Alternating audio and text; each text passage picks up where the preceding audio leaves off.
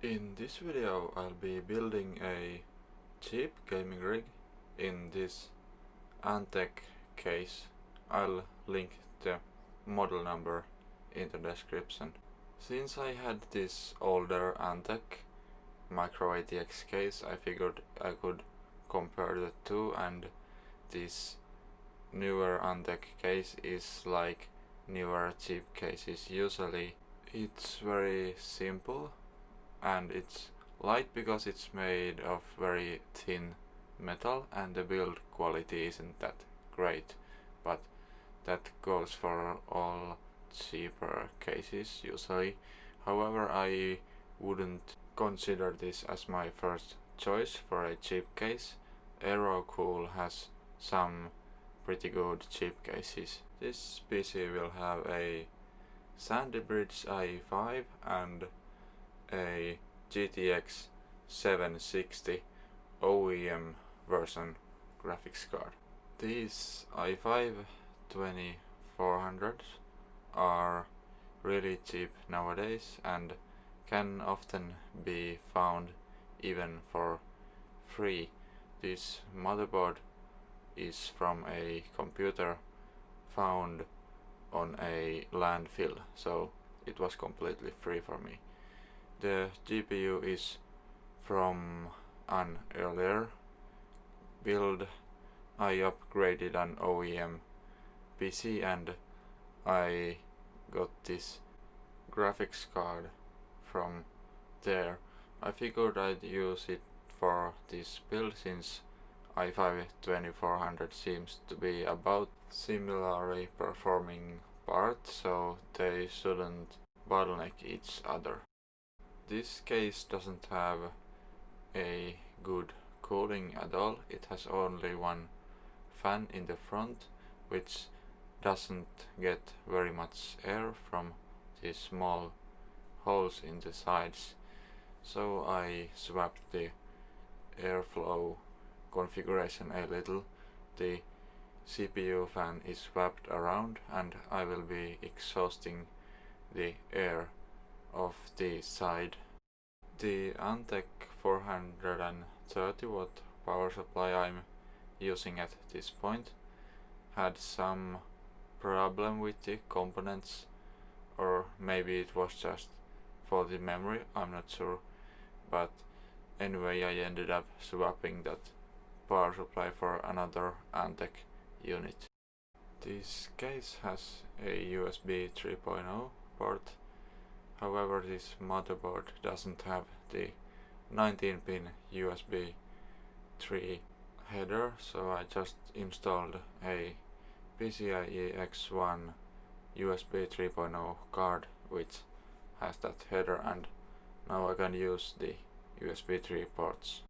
This PC will have an older SSD. This is a 120 gig Kingston HyperX drive from one other computer which I was upgrading to using M2 PCIe NVMe drive, and in addition to that I'll install a 640 gig Western Digital Blue HDD just for a Steam drive.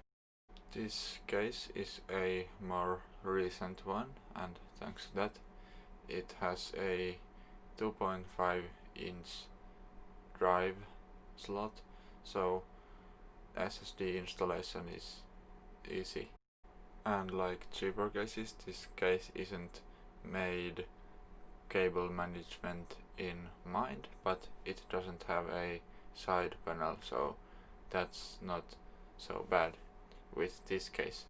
The graphics card that I installed here is an AMD Radeon HD 7850 2GB. I initially planned to use this card, but it turned out to be faulty. There's some lines on the screen when powering it up, and I tried to flash the BIOS first with the proper image for that card, and lastly I tried the BIOS ROM for the 1 GB version of this card, but neither in the end made any difference, so I just assume that card is faulty, and I'll maybe use the cooler sometimes for something, but the card seems to be dead.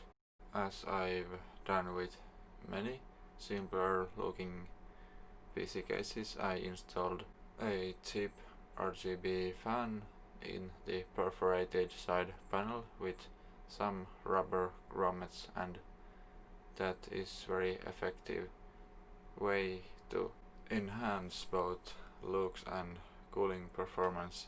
Granted, it would look slightly better if the fan was the other way around, but I set up the cooling to exhaust air from the side panel. Here you can see the 760 graphics card.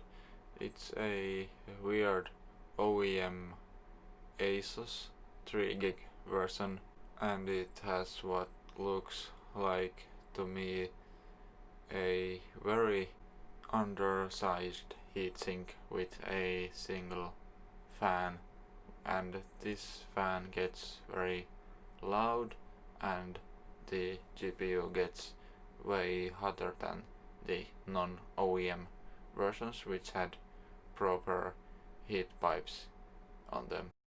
With no place to put the excess cables where they don't drop into the fans, I used a zip tie to get the cables to stay out of the way of the fans.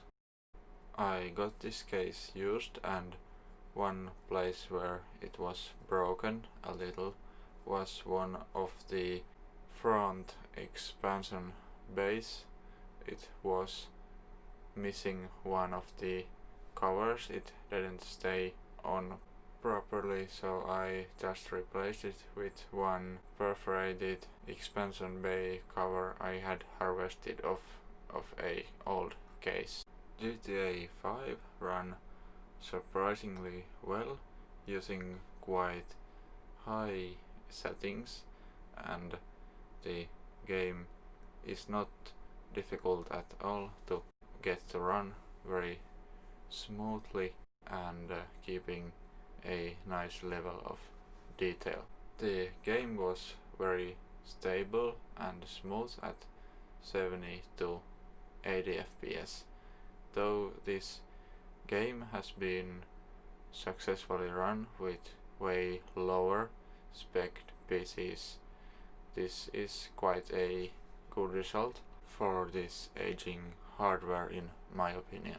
GTA Online also ran on this PC, and despite having a noticeably lower frame rate, it is still playable thanks to it being very smooth and not dipping much further down from 40. Shadow of the Tomb Raider is a title where this GPU's age begins to show. It needs to be set on the lowest settings, and despite that isn't able to reach much higher FPS numbers as 40 when in cities or populated areas.